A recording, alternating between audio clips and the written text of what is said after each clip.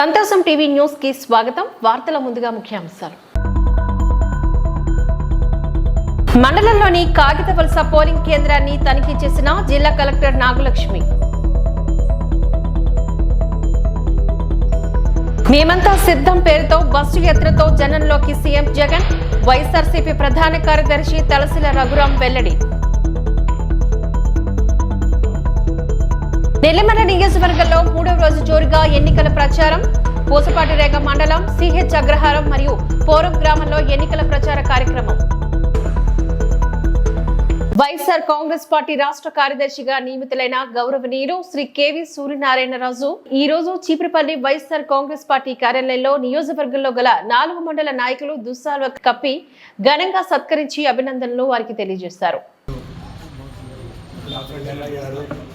KV Suryanarayana గారికి రాష్ట్ర స్థాయిలో వైఎస్ఆర్సీపీ ప్రధాన కార్యదర్శిగా నియమించినందున మరి మా మండల మండల స్థాయి కాకుండా మన నియోజకవర్గంలో మన అందరి నాయకులు అందరూ కూడా అందరూ సంతోషంగా నియోజకవర్గానికి మరి మంచి గుర్తింపు ఇచ్చిన పెద్దలు జగన్మోహన్ రెడ్డి గారికి కూడా ధన్యవాదాలు ఈ సందర్భంగా తెలియజేసుకుంటూ మన 4 మండల నాయకులు కూడా పెద్దల్ని సూర్యనారాయణ గారిని సన్మానించగా కోరుతూ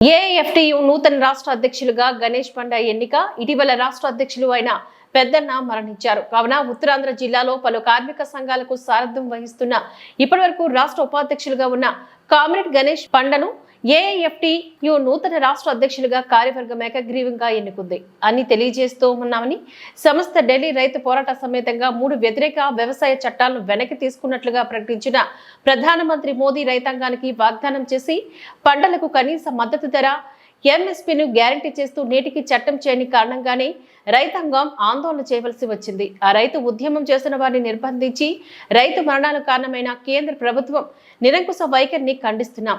మరోవైపు కార్మిక వర్గం పోరాడి సాధించుకున్న 44 కార్మిక చట్టాల స్థానంలో 4 లేబర్ కోడ్లు తెచ్చి కార్మికులపైన అదనపు పనిభారాన్ని మోపి కార్పొరేట్ బానిసలుగా చేస్తున్నారు.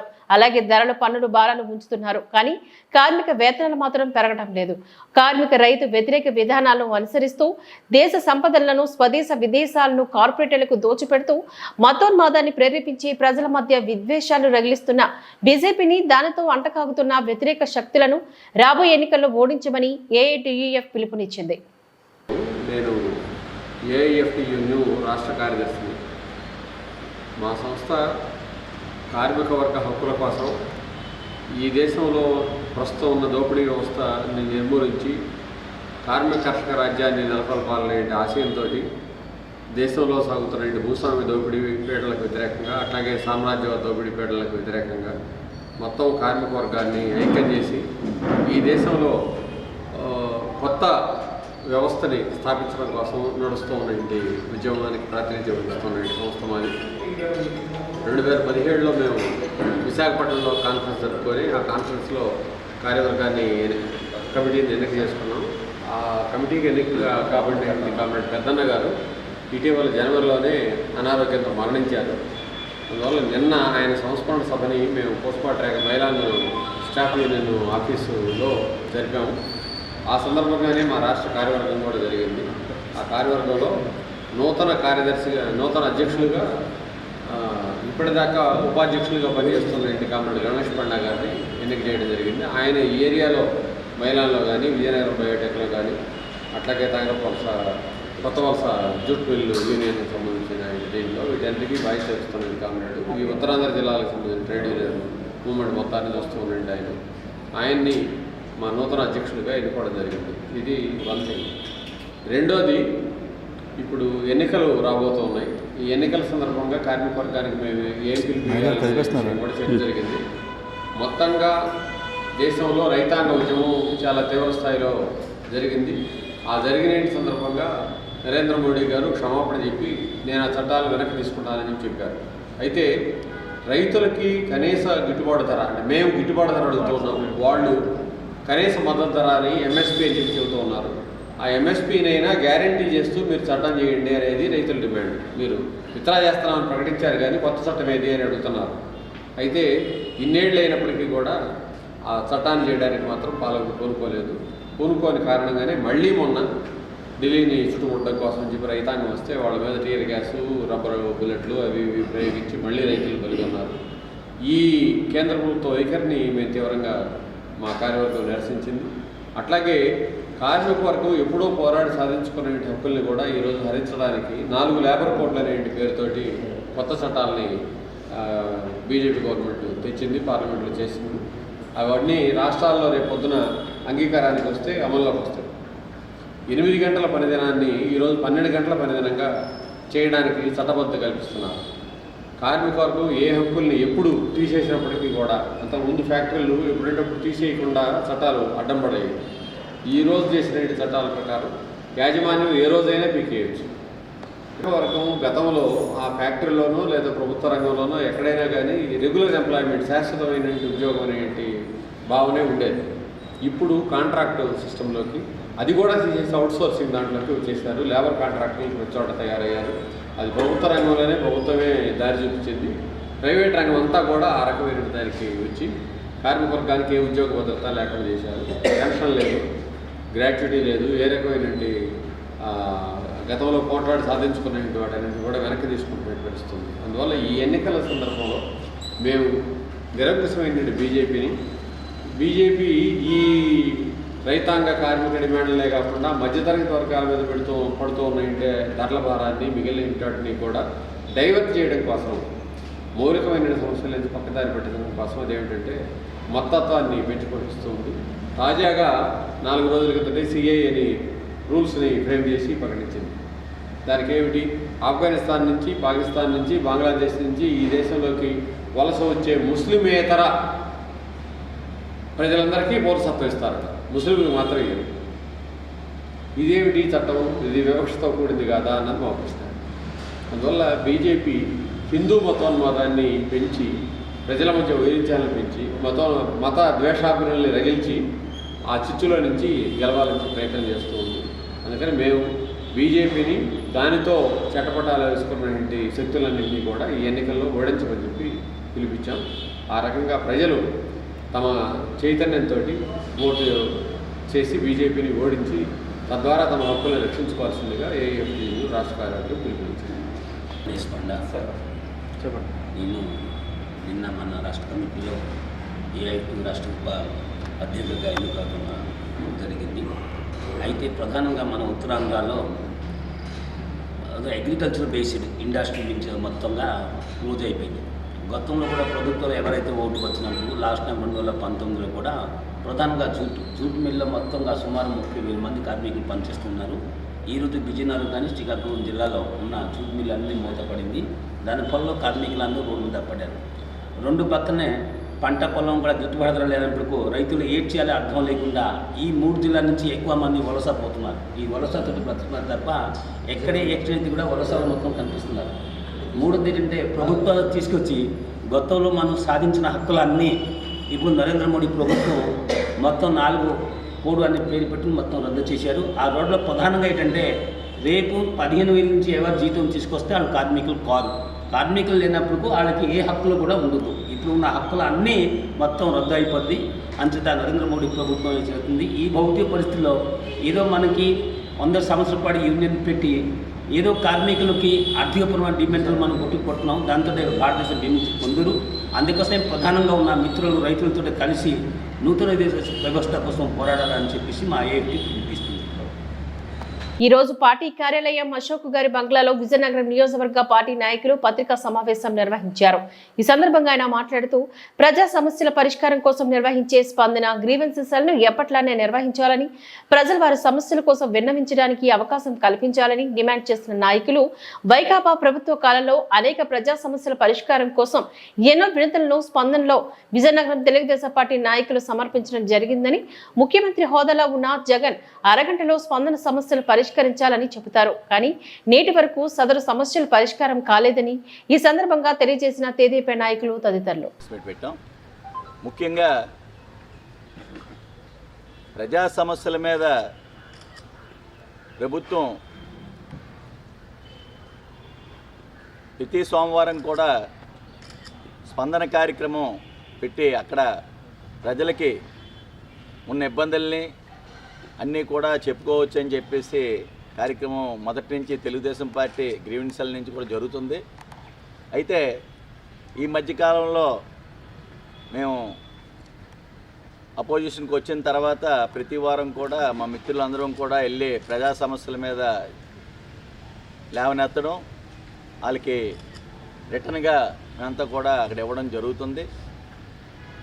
ఎన్నో సమస్యలు, వందల సమస్యలు ఇచ్చినప్పటికీ కూడా ఎక్కడా కూడా సమస్యల మీద ఆ రోజు ముఖ్యమంత్రి గారు జగన్మోహన్ రెడ్డి గారు మీరు ఏదైనా స్పందనలోనే ఇచ్చిన అరగంటకి మేము దాని మీద యాక్షన్ తీసుకుంటామని చెప్పేసి చెప్పడం, పబ్లిక్గా స్టేట్మెంట్ కూడా ఇవ్వడం జరిగింది. అయినప్పటికీ కూడా గంటలు లేవు, అరగంటలు లేవు, వారాలు లేవు, నెలలు లేవు, సంవత్సరాలు గడిచిపోయినప్పటికి కూడా మేము ఇచ్చిన కార్యక్రమాలు అలాగే ఉన్నాయి తప్పిస్తే ఎక్కడా కూడా స్పందన అయితే కరువైందని చెప్పేసి కూడా తెలియజేస్తున్నాం. ఎన్నికల నోటిఫికేషను నిన్న ఇవ్వడం జరిగింది. మొన్న ఇచ్చిందేంచి కూడా ప్రభుత్వ అధికారుల నుంచి మాకు తెలిసింది ఏంటంటే ప్రతి సోమవారం కూడా స్పందన కార్యక్రమం చేయవలసిన ఈ అధికారులు నోటిఫికేషన్ ఇచ్చిందేంచి కూడా ఈ రోజు నుంచి స్పందన లేదని చెప్పేసి మేము వెళ్ళిన వెంటనే అక్కడ మాకు ఎదురైన సమాధానం ఆ రకంగా వచ్చింది. అయితే ఎన్నికలకి ప్రజా సమస్యలకి ఏం సంబంధం ఉందో మాకు అర్థం అవ్వట్లేదు. మీరు ప్రభుత్వ అధికార దుర్వినియోగం చేసిన వాళ్ళు పక్కన పెట్టేస్తున్నారు. వాళ్ళైతే మాత్రం ఆ కార్యక్రమాలు జరుగుతున్నాయి.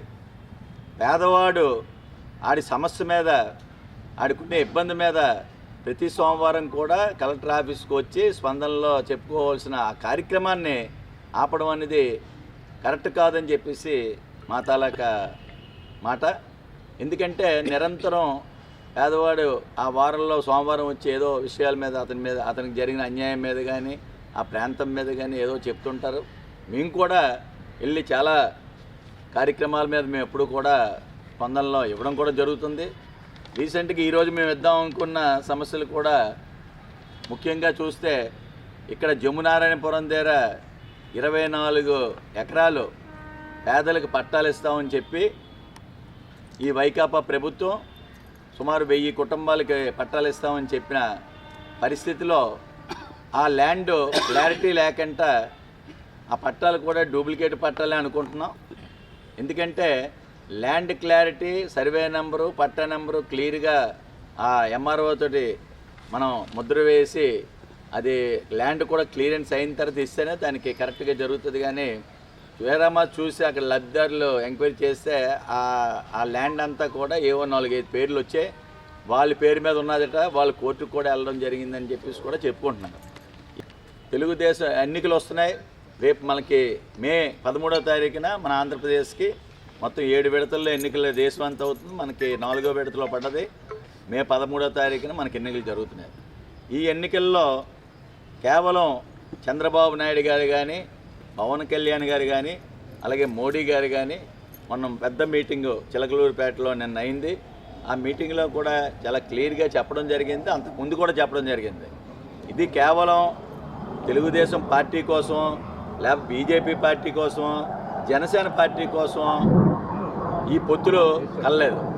పార్టీల అభివృద్ధి కోసం, స్వార్థం కోసం కాదు. ఇది కేవలం రాష్ట్రం కోసం, రాష్ట్రం ఎదుగుదల కోసం, అట్టడుగు వెళ్ళిపోయిన ఈ రాష్ట్రాన్ని ముందుకు తీసుకెళ్లాలని, అభివృద్ధిలో కానీ సంక్షేమంలో కానీ రేపు రాబోయే కాలంలో ముందుకు పూర్వవైభవం తీసుకురావాలనే ఉద్దేశంతో ఈరోజు కేవలం పొత్తులు పెట్టుకోవడం జరిగిందని చెప్పేసి ముగ్గురు నాయకులు చెప్పడం జరిగింది. అలాగే అదే విషయాన్ని ఈరోజు ప్రజలందరూ కూడా గ్రహించవలసిన బాధ్యత అందరికీ ఉన్నదని చెప్పేసి కూడా మీకు తెలియజేస్తున్నాం. ఎందుచేతనంటే అందరికీ నమస్కారం అండి. గతంలో గ్రీవెన్స్ సెల్ అంటే ఫిర్యాదుల విభాగం, అంటే ప్రజలకు ఏ ఫిర్యాదు వచ్చినా వారానికి ఒకసారి ఆ పెద్ద సార్లను కలిస్తే వాళ్ళకి ఏదో న్యాయం జరుగుతుందని. తర్వాత అన్నత కాలంలో స్పందన అన్నారు. స్పందన ఏ సమస్య ఇచ్చినా అరగంటలోనే పరిష్కారం అని ముఖ్యమంత్రి గారు ఒక ఆర్డర్. ఆ తర్వాత తెలిసింది స్పందన కాదట, కార్యక్రమం పేరు జగనన్నకి చెబుదాం. మరి మేము చాలా ఇష్యూస్ ఇవ్వడం జరిగింది. మరి జగనన్నకి వీడు చెప్పారో లేదో, చెప్పినా జగనన్న వినలేదో తెలియదు, కానీ మేజర్ ఇష్యూస్ అయితే ఇవాళకి 90% పడుకున్నాయి. మీకు ఫర్ ఎగ్జాంపుల్ మేము ఒక డిస్ప్లే కూడా పెట్టాం. ఇంకా ఎగ్జాంపుల్ చెప్పాలంటే మీకే తెలుసు, రోజు పడుతున్నారు. చిన్న ఇష్యూ, గూడ్ షెడ్ నుంచి అండర్ పాస్, అదే అండర్ పాస్ పక్కన కొత్తగ్రహారం దగ్గర గాజుల రేఖ వెళ్ళే దగ్గర చేశాం. ఇది శాంక్షన్ చేసాం, అయిపోయింది. కంప్లీట్ చేసి ఓపెన్ చేయడానికి లేదు. 90% స్టేడియం అయిపోయింది, మల్టీపర్పస్ ఇండోర్ స్టేడియం 5 crores తోటి. ఇవాళ వినియోగంలో తేలేదు. ఫర్ ఎగ్జాంపుల్ ఇవన్నీ ఈరోజు చూశాను ఈనాడు దినపత్రికలో, పెద్ద చెరువులో మురికి నీటి శుద్ధి కేంద్రం 70-80% అయిపోయిందని, మిగతాది అవ్వలేదని. అప్పట్లో అది అయిపోతే అక్కడ ఆ కాలుష్యం రేటు ఎంత తగ్గుతుంది, అక్కడ ఉన్న ఈ మత్స్య సంపద ఎంత పెరుగుతుంది, ఇంకా తగ్గితే బోట్ షికారు చేయిద్దామనే ఉద్దేశంతో ఆ రోజు చేస్తే మిగిలిన 20% కూడా ఇవాళ చేయలేదు. ఇవన్నీ ప్రజలకు కావాల్సిన మేజర్. ఎలా చెప్పుకుంటూ పోతే చాలా, ఎందుకంటే వాళ్ళు రోజు చెప్తూ ఉంటారు అభివృద్ధి అంటే మాదే, మేమే అభివృద్ధి అని. మరి ఇవి కనబడలేదేమో లేదు, కానీ ఇలాంటివి మేము చాలా చెప్పగలం. వాళ్ళ అభివృద్ధి గురించి చెప్తే ఇవి పక్కన పెడదాం. నెల్లిమర్ల నియోజకవర్గంలో 3వ రోజు జోరుగా ఎన్నికల ప్రచారం భాగంగా పూసపాటి రేగ మండలం, సిహెచ్ అగ్రహారం మరియు పోరం గ్రామాల్లో ఎన్నికల ప్రచార కార్యక్రమం ప్రారంభించిన వైఎస్ఆర్సీపీ నెల్లిమర్ల నియోజకవర్గ శాసనసభ అభ్యర్థి గౌరవ శ్రీ బండుకొండ అప్పలనాయుడు మరియు గౌరవ శాసన మండలి సభ్యులు శ్రీ డాక్టర్ పివివి సూర్యనారాయణరాజు. ఈ కార్యక్రమంలో పాల్గొన్న పూసపాటి రేగ మండల పార్టీ అధ్యక్షులు శ్రీ పద్వాడ అప్పలనాయుడు, మండల యువజన అధ్యక్షులు శ్రీ మహంతి శ్రీనివాసరావు గారు, జెడ్పీటీసీ ప్రతినిధి శ్రీ మహంతి జనార్దన్, వైఎంపీపీలు శ్రీ చంటిరాజు, శ్రీ రమేష్, వైఎస్ఆర్సీపీ రాష్ట్ర బీసీసీఎల్ ఉపాధ్యక్షులు శ్రీ బరి చెన్నప్పన్న, రాష్ట్ర డైరెక్టర్లు, సర్పంచులు, ఎంపీటీసీలు మరియు ముఖ్య నాయకులు తదితరులు ఈ కార్యక్రమంలో పాల్గొన్నారు.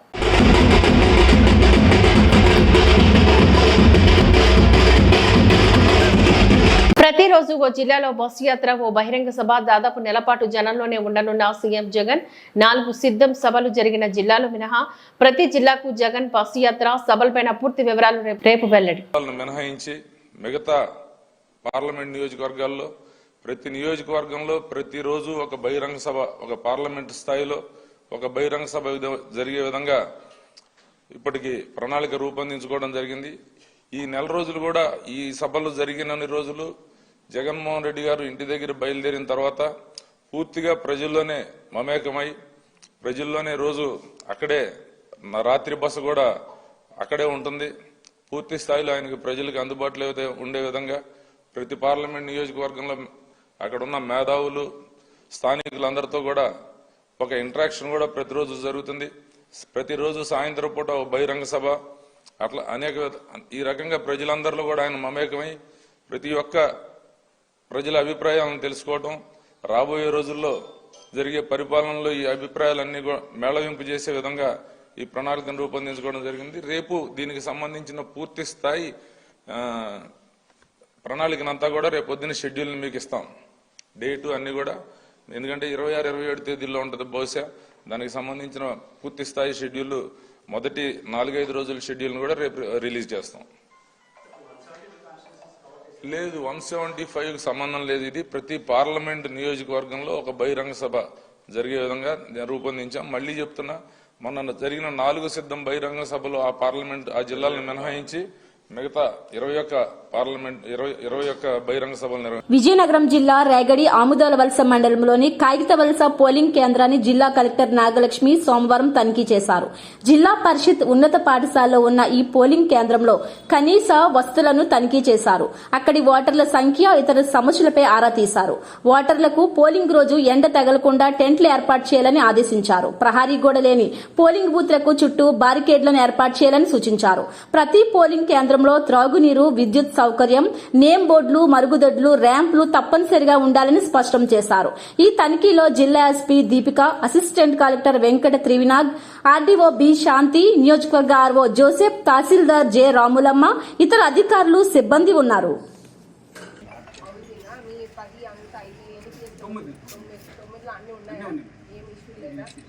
అన్ని చోట్ల ఇది కూడా 85+ ఎంతమంది ఉన్నారు, ఈడబ్ల్యూఎస్ ఎంతమంది ఉన్నారు,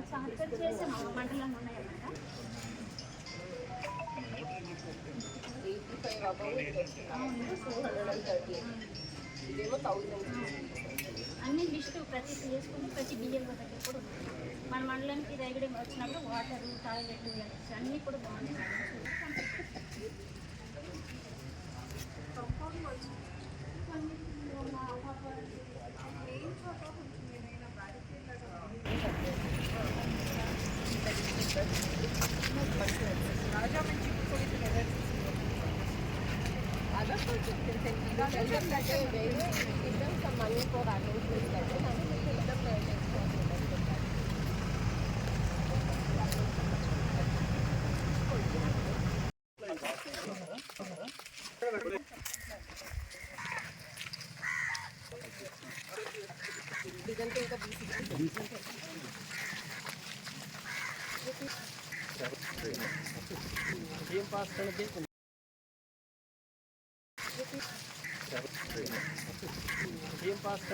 ఇవాళ ఇక్కడికి ఎందుకు వచ్చామండి? ఎందుకంటే మనకి ఎన్నికలు వస్తున్నాయి. మనకి May 13th ఇక్కడ ఎలక్షన్స్ జరుగుతాయి. ఇంకా మీ అందరికీ తెలుసు, మన గ్రామంలో ముందు కొన్ని సంఘటనలు జరిగినాయి. దీనివల్ల అయితే ఈ ముందు జరిగిన కేసెసే కాదు, ఈ సంవత్సరంలో కూడా మళ్ళీ ఒక కేసు నమోదయ్యింది. సో కేసెస్ అట్లా నమోదవుతున్న పరిస్థితిలో ఈ గ్రామంలో ఎలక్షన్ ఏ రకమైన ఇబ్బంది లేకుండా, ఎలాంటి వైలెన్స్ లేకుండా, అందరూ కూడా ఎలాంటి భయం కూడా, ఎవరు చెప్పిందే వాళ్ళకే ఓటేయాలి, లేకపోతే మేము ఓటేస్తానికి భయపడుతున్నాము అనేలాంటి పరిస్థితి ఉండకూడదు. ప్రతి ఒక్కరు కూడా, ఇక్కడ ఉన్న వాళ్ళే కాదు, ఏ కులమైనా అయి ఉండొచ్చు, ఏ మతమైనా అయి ఉండొచ్చు, మీ ఏ భయం లేకుండా మీకు ఎవరు కావాలంటే మీరు వాళ్ళకెళ్ళి ఓటు వేయగలగాలి అనే అలాంటి పరిస్థితి మీ ఊర్లో ఉండాలి. మొత్తం అంతా జిల్లాలోనే కాదు, ఈ ఊరిలో అన్నిటికంటే స్పెసిఫిక్గా చూస్తానికి, ఎందుకంటే ఇలాంటి ఒక చరిత్ర ఉంది కాబట్టి ఈ ఊర్లో ఉండాలనే దానికి వాళ్ళ ఇక్కడికి వచ్చాము మేము. ఈ వార్తలు ఇంతటితో సమాప్తం. నమస్కారం.